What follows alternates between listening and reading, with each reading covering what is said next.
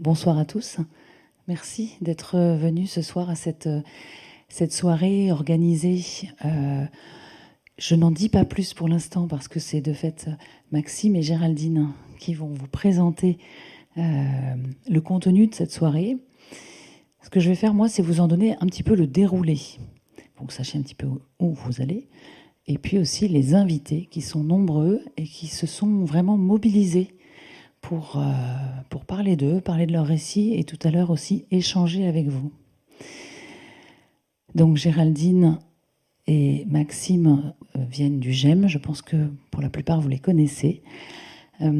Avant de les laisser introduire cette soirée, eh bien, je vais vous présenter dans un deuxième temps, on aura un temps de témoignage avec Milly notamment. Bonsoir Milly. Milly a reçu un diagnostic de bipolarité et tu nous parleras du récit, en fait, de ce qui s'est passé, de ton combat. Tu as écrit un livre, tu as un podcast et voilà, on parlera de stigmatisation, mais pas que. Merci à toi en tout cas d'être là. Vincent également, qui est venu... Alors, j'ai pas de nom à donner, pas de diagnostic, parce que c'est précisément ça dont tu vas nous parler tout à l'heure. Ce que ça produit dans la vie de tous les jours, en termes de stigmatisation et autres. Deux autres témoignages qui sont cachés pour l'instant. Je veux parler de Charlotte. Charlotte qui a reçu un diagnostic borderline il y a une dizaine d'années et qui bagarre, qui bataille et qui nous racontera aussi comment ça se traduit dans sa vie et puis comment elle lutte aussi contre les stigmatisations. Et enfin Anne qui vient de Suisse pour nous parler de ce que c'est que d'être proche. En France, on dit plus facilement aidant, proche, aidant. Et en quoi est-ce que la stigmatisation a sa place là aussi? Anne, elle fait partie, elle a même fondé, on peut le dire, cette association dont on va parler un peu plus tard, l'association Positive Minders.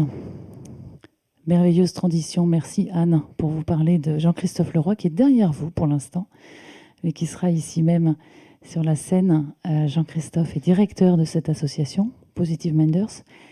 Et au printemps dernier, il y a eu une campagne de presse, je ne sais pas si vous l'avez vu passer cette campagne, qui s'appelle Les Faits ordinaires. Les Faits ordinaires, elle visait précisément le travail des journalistes et des communicants et les mots qu'ils utilisent à plus ou moins bon escient. Voilà, comme ça fait maintenant quelques mois que cette campagne est sortie, eh bien, Jean-Christophe est là pour nous donner des résultats, pour nous dire à quoi elle a servi, en quoi elle a consisté, bien sûr, mais à quoi elle a servi et si finalement elle a servi à quelque chose. Voilà. Je vais bientôt me taire, promis. Juste vous dire que à l'issue de ces témoignages, qui seront brefs mais intenses, je peux vous le dire, eh bien, on prendra évidemment le temps avec Jean-Christophe sur cette campagne, et puis on aura bien du temps aussi pour échanger, si vous avez des questions. C'est pour ça que je demandais tout à l'heure s'il y avait des gens qui étaient soit des communicants, soit des journalistes, voilà, qui puissent aussi apporter un peu leur point de vue, la façon dont ils travaillent ou dont ils ont du mal à travailler. Est-ce que c'est le cas? Est-ce que parmi vous, il y a des communicants ou des journalistes? Pas encore, mais ça va venir. Merci beaucoup, en tout cas, d'être là. Et puis, je laisse maintenant la parole à Géraldine, d'abord, qui est donc médiateur de santé pair au CJR à Strasbourg. CJR, vous aurez traduit, Centre de jour de réhabilitation, bien sûr. Bonjour à chacun et chacune. Ce moment d'échange est issu du partenariat entre le groupe d'entraide mutuelle Aube et le Centre de jour et de réhabilitation de l'EPSAN. L'EPSAN, c'est l'établissement public de santé Alsace-Nord et le CJR est situé rue Jacques Cablé à Strasbourg. L'idée originale de ce Café Psy est de proposer des temps de réflexion sur des thématiques en lien avec la santé mentale. C'est ainsi que nous avons travaillé des thématiques telles que le logement et la psychiatrie, l'insertion professionnelle et la santé mentale. Nous avons réfléchi à l'importance d'un bon sommeil pour notre santé mentale, comment prendre soin de soi. Le temps auquel vous participez aujourd'hui est le 3e volet d'un cycle sur les médias. Nous avons abordé la question des écrans et de la sédentarité, puis interrogé la place prise par la publicité dans nos vies. Aujourd'hui, nous nous intéressons à la manière dont les médias présentent la santé mentale. Je cède la parole à Maxime. Merci Géraldine.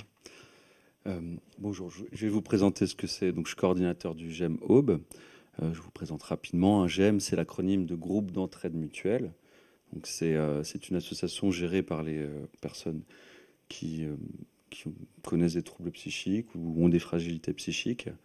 Et voilà, donc c'est eux qui gèrent l'association. C'est vraiment important de le souligner. En tant qu'animateur et à l'écoute au GEM depuis 8 ans, on me confie souvent de grandes souffrances. Parfois, elles paraissent inévitables, mais la plupart du temps, elles pourraient l'être. Parmi ce qui pourrait être évité, un trop grand nombre sont engendrés par un jugement généralisé à l'égard de simples mots. Ces mots sont ceux des diagnostics. Le propos ici n'est pas de se demander si recevoir ce mot titre de diagnostic a un effet curatif ou si c'est un fardeau. Les personnes concernées nous apprennent que certains ont besoin de mettre un mot sur les choses pour évoluer et d'autres s'y sentent enfermés. Le propos ici est de réfléchir à ce qu'on a fait en tant que société de ces mots et ce qu'on en fera à l'avenir. Comment la société en a fait des mots qui font peur ? La réponse est simple, la méconnaissance.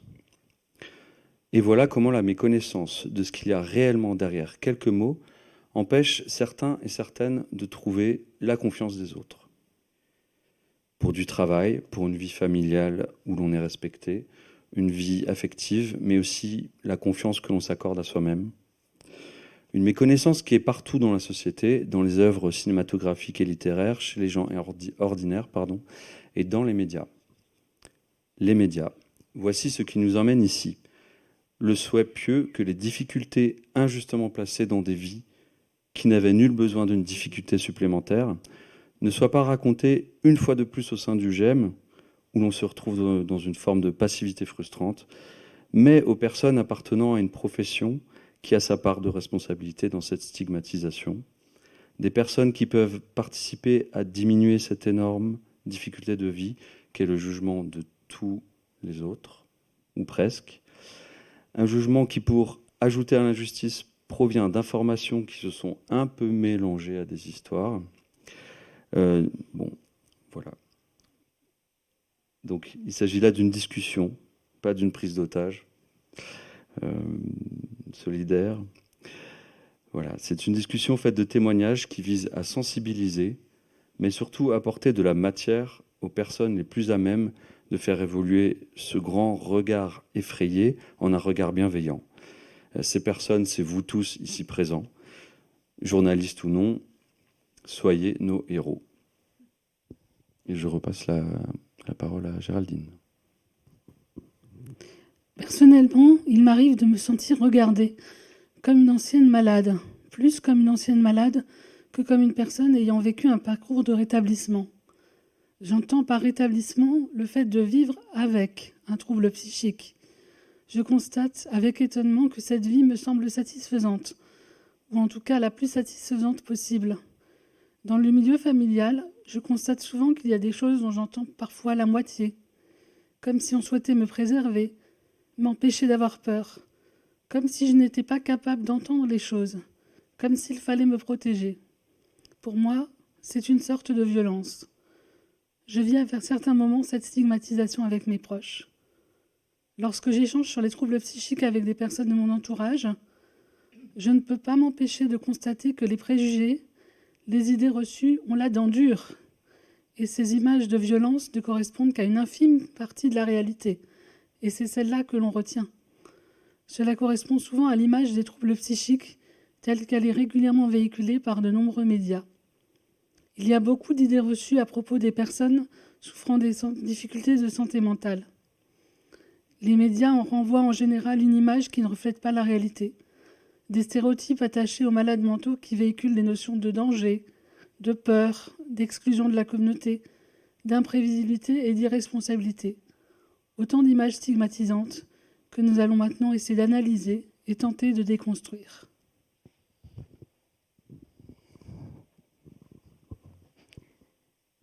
Merci beaucoup, Géraldine et Maxime. On va pouvoir écouter maintenant le témoignage de Milly. Et puis j'invite nos témoins de tout à l'heure à venir prendre vos places. Ça ne vous embête pas? Merci encore. Donc Milly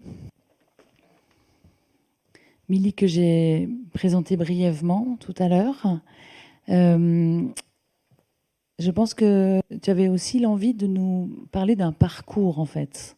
Hein, on ne tombe pas comme ça, d'un coup, à se dire, ben voilà, aujourd'hui, quand je parle de moi, eh ben, je parle de moi avec une bipolarité. Non, c'est un parcours, et puis ça n'est pas que ça, en fait, ta vie. Donc c'est ça dont tu vas témoigner maintenant. Merci beaucoup. Est-ce que tu as un micro? Je t'invite à prendre celui-ci. On m'entend. Donc bonsoir à tous. Je m'appelle Milly. C'est un prénom anglais, je précise, parce que en général on me dit Émilie. Enfin, je suis née en Angleterre, donc, et à l'âge de 4 ans et demi, ma mère a trouvé du travail au Conseil de l'Europe. Donc toute ma famille, on est venu à Strasbourg.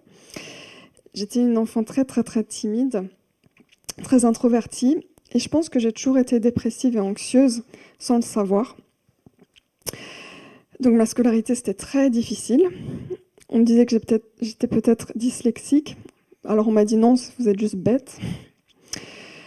Donc par exemple, un jour au lycée, le prof de philo me demande de venir devant la classe pour réciter le dernier cours. Et comme je suis quelqu'un de très stressé, il n'y avait plus rien. C'était le blackout total. Et devant toute la classe, il a dit « Ça sert à quoi l'école ?» J'ai fait une grosse dépression suicidaire 3 jours suivant cet événement. Mais autrefois, on ne parlait pas de pathologie psychiatrique. Donc moi, je pensais que ma dépression, mon anxiété, c'était juste moi. Et que tout le monde avait à un certain niveau ça. Donc, à l'âge de 18 ans, je suis allée à l'université en Angleterre. Mais de là, j'ai eu... plusieurs mois après être arrivée en Angleterre, j'ai fait une crise de délire après avoir eu un énorme manque de sommeil. Parce qu'en fait, le manque de sommeil, ça rend fou. Sauf qu'encore une fois, on ne savait pas ce qui se passait. Donc j'ai été rapatriée en France, aux urgences psychiatriques, à l'âge de 19 ans. C'est très violent. J'en tremble, hein, c'est tellement dur. Donc j'ai eu une vie très particulière, parce qu'actuellement, là, j'ai 36 ans. À l'âge de 25 ans, enfin déjà après l'université, j'ai dû trouver ce que je voulais faire de ma vie. Et donc j'ai fait des études de médias et cinéma que j'ai réussi quand même à finir. Donc j'ai eu ma licence en Angleterre. Je suis revenue sur Strasbourg. Et à Strasbourg, on m'a dit, parce que moi mon grand rêve depuis toute petite, c'était d'être réalisatrice. Et on m'a dit, c'est impossible, vous n'y arriverez jamais, trouvez-vous du travail. Donc j'ai postulé et pendant 7 ans, j'étais secrétaire commerciale. Et en 2017, j'ai démissionné, été mise sous invalidité parce que à la fin, je faisais tellement d'arrêts de travail, je pleurais tout le temps, je ne pouvais plus continuer comme ça et j'ai réalisé que je ne pouvais plus travailler.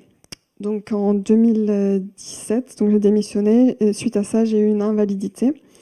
Donc je touche une invalidité actuellement qui me permet de survivre, on va dire, et un maintien de salaire. Voilà, donc suite à tout ça, j'avais déjà ma chaîne YouTube depuis très longtemps, mais en 2015, en fait, j'ai commencé à parler de bipolarité, notamment voilà, tout ce qui est relié aux maladies psychiatriques. Et donc en 2018, j'ai écrit mon premier livre. Là, le deuxième est en cours de correction. Mais j'avais besoin de parler devant une caméra, mais en fait derrière il y avait plein de personnes qui étaient aussi touchées par la maladie ou les maladies psychiatriques. Donc je me sentais moins seule et eux se sentaient moins seuls et compris. Et qu'est-ce que ça fait du bien. Toute ma vie je me suis sentie tellement différente, tout le temps à l'écart. Et là je trouvais ma place quelque part, je me sentais moins bête, chose qu'on m'a tellement répétée. Et bien sûr, vient la stigmatisation. Donc autour de moi, quand je disais que j'avais un trouble bipolaire, c'était « Ah, tu vas pas me tuer dans mon sommeil » ou « C'est quoi ça, une maladie de fille ?» ou « Oh là là, mais c'est rien ça, tu vas t'en sortir. » Voilà. Par exemple, je dis toujours quand on a une jambe cassée, tout le monde accourt « Est-ce que ça va? Est-ce que ça va? Tu vas aux urgences? Oui, oui, je t'accompagne, je suis là pour toi. » Moi, quand je dis je dois aller aux urgences psychiatriques et je dois aller être hospitalisée, c'est encore une fois, oh là là, mais qu'est-ce qui se passe? Mais t'as qu'à rebondir, ça ira. Donc, alors que c'est une urgence et la santé mentale, c'est la santé. Le cerveau, il est dans le corps. Hein. Donc, pour moi, la santé mentale, on ne devrait pas dire santé mentale, on devrait dire santé. Problème de santé. Et aussi, ce qui était très difficile, c'est qu'à l'âge de 19 ans, donc je suis tombée enceinte. J'ai fait une crise de délire et j'ai été hospitalisée, mais j'ai été sous contention et en chambre d'isolement pendant 2 semaines, enceinte. C'est dur. Hein. Et du coup, ça m'a traumatisée. Et mon petit garçon est arrivé en 2020. Et c'était le plus beau jour de ma vie, je dirais. Mais entre-temps, j'ai dû malheureusement le faire placer parce que je n'arrivais plus toute seule à m'occuper de mon fils. Mais il va très bien, il est dans une famille d'accueil. Tout va bien. Et là, je vous parle de tout ça parce qu'actuellement, là, maintenant, je suis en phase de dépression. Hier, j'étais aux urgences psychiatriques et là, je suis maquillée, apprêtée, mais au fond de moi, il y a un océan de larmes. Et c'est pour montrer qu'on peut être dépressif, mais avec un sourire. Et aussi dire que dans les maladies psychiatriques, en fait, ça touche toutes les catégories de la vie. Donc, il y a l'amitié. Moi, des amis m'ont dit « J'arrive plus à te gérer, j'en peux plus de toi ». Donc voilà. La famille, on est considéré comme les fous de la famille. Donc, au revoir, on veut plus te parler, on veut plus avoir affaire à tout ça. Au travail, on pleure trop. Voilà, c'est un monde de requins, il faut pas pleurer au travail, c'est pas possible. Dans l'amour, t'es bizarre, moi je veux quelqu'un de normal. Et dans la société, dans la vie de tous les jours, quand on dit qu'on a un trouble psy, c'est t'es bizarre. Voilà, donc je pense que j'ai dit à peu près tout ce que je voulais dire, parce qu'il y a beaucoup de choses à dire.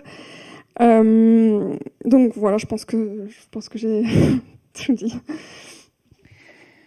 Merci infiniment, Mélie, d'avoir pris le temps, le courage et le souffle pour venir nous partager ce témoignage et ce récit. Est-ce que tu peux passer le micro à ton voisin, Vincent ? Je précise que, voilà, je suis sûre que vous avez des questions, des envies d'échange. On se garde ça pour tout à l'heure. D'accord. Alors, je vais essayer de ne pas être trop décousu parce que je n'ai pas tellement l'habitude de parler déjà en public et dans un micro. Donc, la plupart d'entre vous me connaissent, mais donc, je m'appelle Vincent. Les membres d'Aube, je n'ai pas besoin de me présenter. Donc, pour résumer, j'ai toujours été plus ou moins dans des phases dépressives plus ou moins intenses, déjà très jeune. Et par contre, ça n'avait jamais donné lieu à un diagnostic particulier, ce qui aurait dû être le cas. Malheureusement, à l'époque, les psychologues scolaires n'existaient pas ou n'étaient pas aussi fréquentés, donc ça n'a pas été le cas. Et puis, donc, j'ai été diagnostiqué, alors là, je vais y revenir après, mais c'est assez amusant, après, grâce à une petite boîte de médicaments, vous le lisez entre les lignes, à l'âge de 20 ans. Donc, on m'a collé le diagnostic de schizophrène déficitaire. Pardon, Vincent, je me permets de te demander de préciser, parce qu'en fait, tout le monde n'a pas forcément ce code en tête. Quand tu dis une petite boîte de médicaments, et vous lirez entre les lignes, qu'est-ce qui fait qu'il y a eu ce diagnostic déposé ? Non, la boîte des médicaments, c'est qu'un jour, j'étais trop mal, et donc j'ai pris une boîte des médicaments. Voilà. Donc, je pense que la plupart d'entre vous connaissent ce sujet, voire ont déjà vécu ça, voire plusieurs fois. Donc, on m'a collé un diagnostic de schizophrène déficitaire. Alors, je ne vais pas rentrer dans les détails parce que ça ne rentrerait pas dans les 5 minutes. Quelques années plus tard, j'ai été requalifié en schizophrène. Et puis, quelques hospitalisations plus tard, on m'a reclassé, si j'ose dire, en bipolaire type 2. Donc, bipolaire type 2, c'est la bipolarité qui est orientée uniquement vers la dépression. Et finalement, un médecin qui malheureusement est décédé depuis a trouvé que j'avais un petit côté TSA, donc il se trouve qu'après test, apparemment je serai un peu TSA sur les bords. Donc ça fait quand même pas mal de diagnostics, ce qui est bien la preuve, entre autres, que les diagnostics sont difficiles à poser, peuvent beaucoup évoluer. Et alors, c'est assez amusant aussi parce que on a l'occasion d'observer les clichés qui peuvent s'appliquer aux différents diagnostics. Alors, je n'ai pas eu de problème quand j'ai annoncé que j'étais bipolaire, ça ne dérange personne. D'ailleurs, j'ai eu beaucoup de chance parce que dans ma famille, comme j'imagine que c'était parce que j'étais considéré un peu comme l'original de la famille, ça n'a pas dérangé tellement de monde. Mes parents, mon frère, qui d'ailleurs, et ça c'est pas mal aussi, je n'invente rien, il est devenu infirmier en psychiatrie. Avant que je ne sois diagnostiqué, donc je n'invente rien. C'est effectivement le cas. J'y peux rien. Alors, j'ai quelques exemples liés à la schizophrénie. Alors là, un jour, j'étais chez ma coiffeuse. Et forcément, elle me cuisine un peu, elle me demande ce que je fais dans la vie. Alors je lui réponds un peu malicieusement, je suis en invalidité, je suis schizophrène. Et là, la pauvre femme a eu la frayeur de sa vie. Je pense qu'elle s'est figée pendant 1 à 2 secondes. Et puis elle a eu un regard terrifié. Elle croyait que j'allais lui sauter dessus, que j'allais l'étrangler, enfin, ou je ne sais trop quoi. Alors il faut s'imaginer la brave dame avec son rasoir, terrifiée parce que je viens de dire ça. Donc, bon. Après, je l'ai un peu expliqué, j'ai dédramatisé la situation et je pense avoir réalisé un bon travail d'information. Et un autre jour, alors ça c'était moins drôle, enfin ma réaction était moins drôle. J'étais tombé sur un forum Facebook à propos de littérature, je crois. Une jeune femme qui expliquait qu'elle écrivait des romans policiers, mais bon, il était question de meurtre, mais elle n'était pas schizophrène. Alors vous connaissez les réseaux sociaux. J'ai essayé de rester poli, je ne sais pas si j'y suis arrivé, mais bon, j'ai fait un peu de pédagogie un peu brutale, mais je m'étais un peu énervé ce jour-là. Donc voilà, pour revenir sur moi, j'ai passé pas mal de temps en service, enfin plus que certains, moins que d'autres. Et beaucoup de temps par contre en hôpital de jour, j'ai passé à peu près 12 ans en hôpital de jour. Ce qui fait d'ailleurs que la plupart des gens que j'ai fréquentés et que je fréquente encore actuellement sont des gens qui font partie du monde psychiatrique. Je fréquente des gens qui n'en font pas partie, mais ce n'est pas la majorité. Je suis dans le microcosme psychiatrique depuis maintenant 12-15 ans et je ne pense pas que ça changera beaucoup. Et puis, j'avais encore quelque chose en tête que j'ai oublié. Tu nous as parlé d'anecdotes. Pardon, tu nous as parlé d'anecdotes avec la coiffeuse. Ça, Est-ce que c'est fait. tu penses à d'autres Oui, moments? D'anecdotes, non, mais je voulais dire que ce qui est assez frustrant, c'est de constater, par exemple, l'utilisation du mot schizophrène un peu à tort et à travers, puisque je dirais, la personne lambda, le schizophrène, ça veut dire double personnalité. Donc il y a vraiment une désinformation, mais c'est pas vraiment volontaire d'ailleurs. Ce sont des clichés qui sont véhiculés. Alors inversement, il peut y avoir une stigmatisation que je qualifierais de positive. Dans certains cas, par exemple, on va considérer justement en tant que TSA des gens qui vont considérer ah tiens tu es autiste, tu es génial. Non, je ne suis pas génial. Non, c'est pas vrai. Je suis comme tout le monde. Donc je vais m'arrêter là. Merci beaucoup. Est-ce que justement on peut s'arrêter un tout petit peu justement sur le terme, j'allais dire depuis que tu es passé autiste, est-ce que tu as constaté d'autres stigmatisations, d'autres d'autres post-it collés sur ce que tu es? Stigmatisation, encore une fois, comme je suis dans un microcosme psychiatrique, pas vraiment. Par contre, ça m'a permis de comprendre et ça a permis aussi à mon entourage de comprendre le pourquoi de certaines réactions que j'avais ou que j'avais eues. Et donc, pour moi, ça m'a permis aussi de m'adapter face à ce qui me faisait face, parce que je comprenais mieux ce qui posait problème et en quoi, jusqu'à une certaine limite, je pouvais essayer de travailler sur moi. Inversement, ça permet à mon entourage de comprendre quand je réagis à contretemps. Alors, une chose qu'il faut noter, c'est que quand j'ai fait partie d'associations qui n'avaient strictement rien à voir avec la psychiatrie. Et en général, je ne parle pas de mes problèmes, de mes troubles. Et quand j'en parle, les gens sont toujours très surpris. Ils n'arrivent pas, ils ne pensaient pas à ça d'office. C'est quelque chose qui les étonne beaucoup. Donc ça veut dire que ça passe peut-être assez inaperçu, je ne sais pas. Merci en tout cas, et puis à tout à l'heure pour les questions. Charlotte, qui n'a pas de micro. Voilà, Bon, Charlotte. j'en ai un. Merci beaucoup. Ne te tourne pas. Je te laisse t'adresser à cette salle. Je t'ai présenté très brièvement tout à l'heure. Et puis j'ai plus de micro de toute façon. Donc bonsoir, je m'appelle Charlotte, j'ai 33 ans, ça fait 10 ans que je vis à Strasbourg. Donc moi j'ai reçu le diagnostic de trouble de la personnalité borderline. C'est un trouble assez complexe à expliquer. Moi j'aime bien l'appeler la maladie des émotions. C'est qu'on vit nos émotions de manière beaucoup trop intense, ce qui peut engendrer une grande souffrance psychique. Ça a commencé assez jeune, quand j'étais enfant. À 14 ans, voilà, il y a eu de 14 à 18 ans, il y a eu un grand mal-être avec beaucoup de scarification, des comportements à risque, un début d'addiction. Voilà.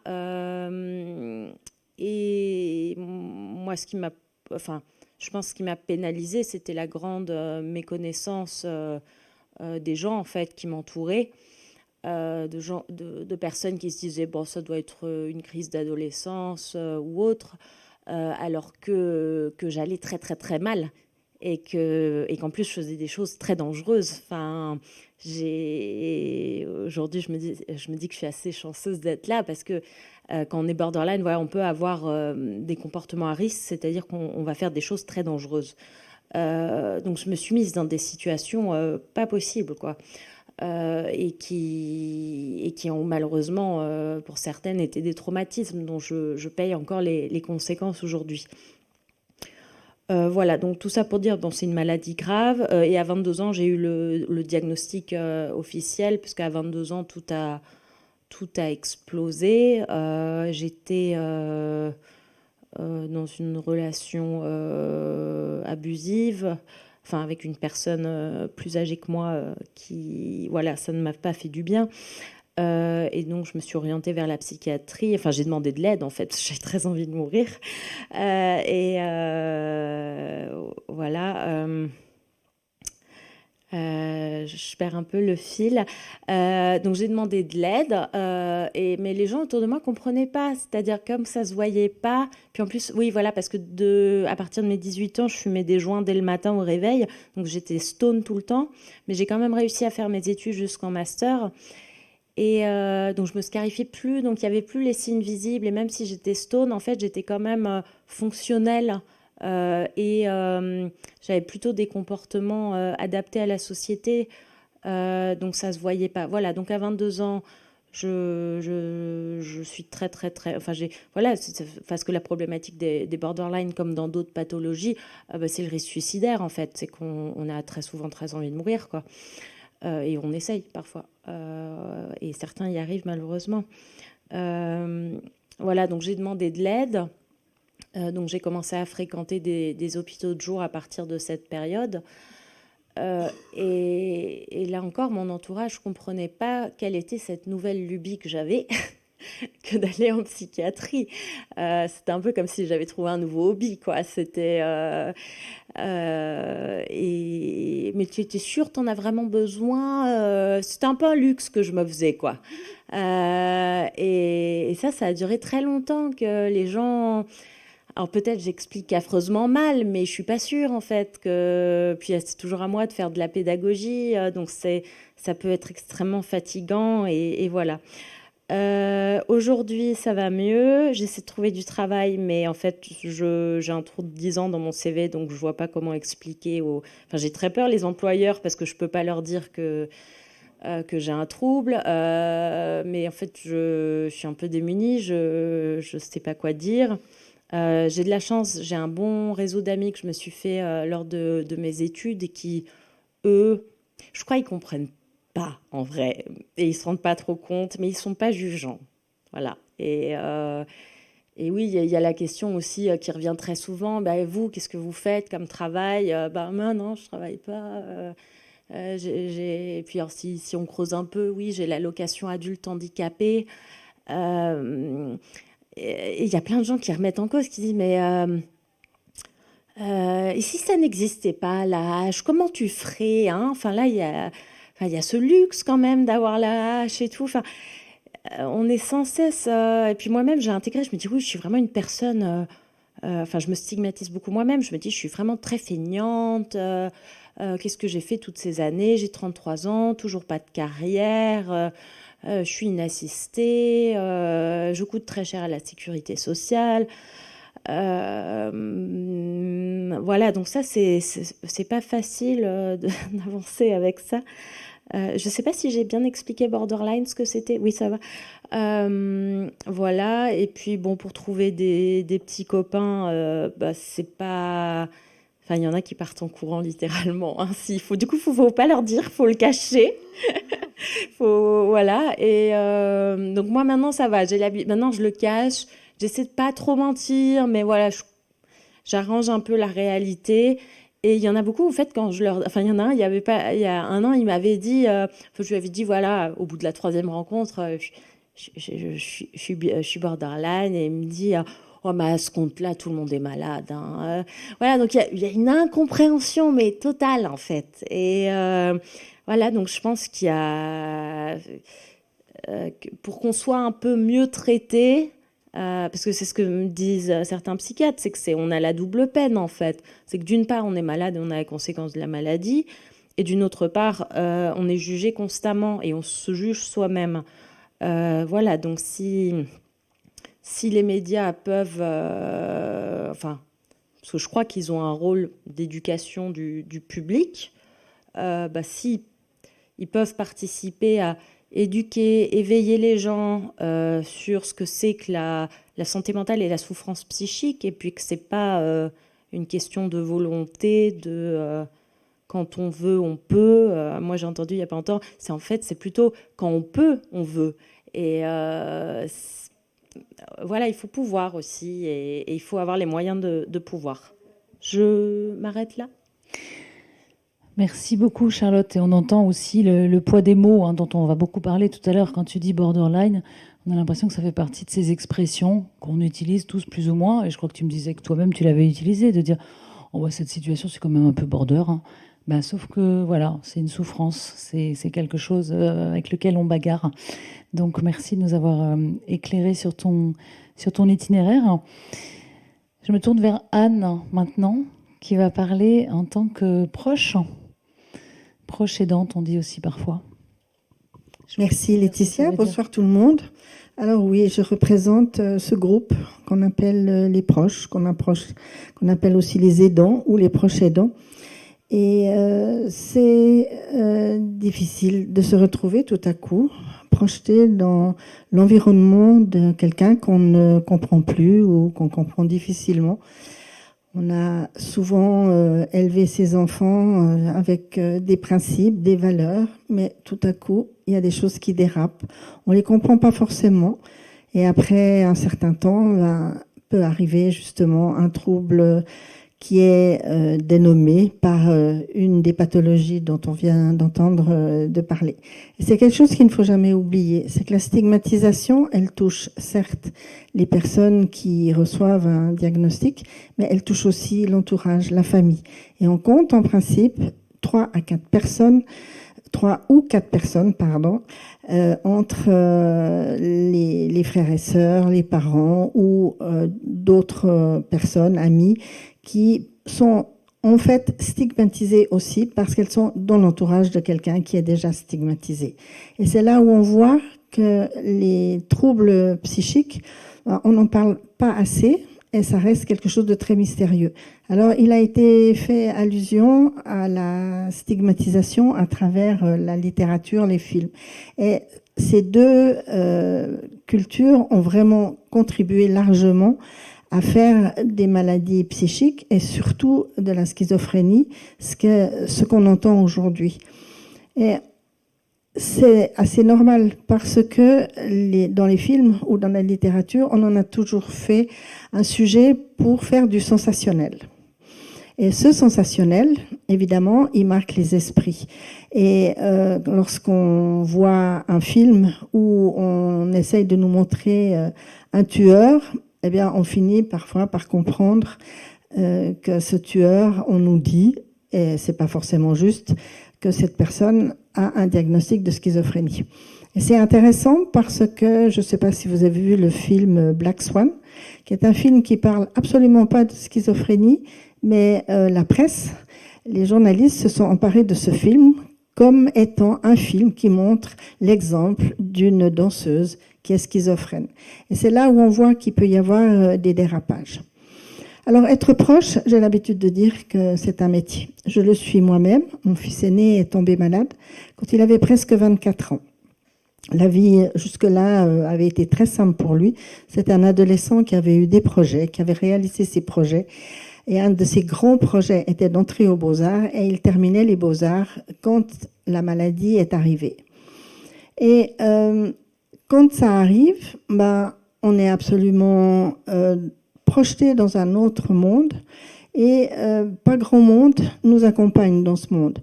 Alors, souvent, les proches me racontent qu'on les juge eux aussi.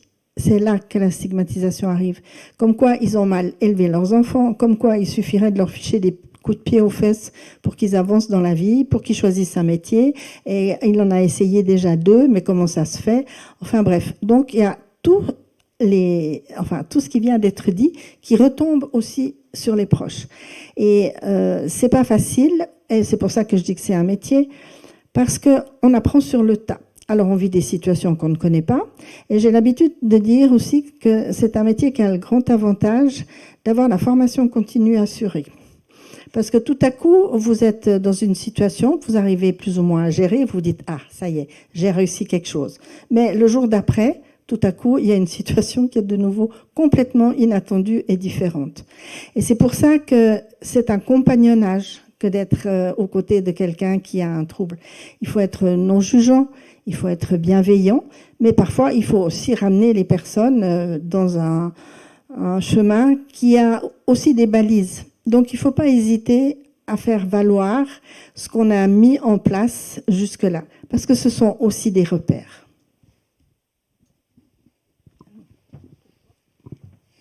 Merci Anne, j'ai mon micro attitré. C'est intéressant d'avoir aussi cette approche, cet angle, comme on dit dans notre métier, des proches.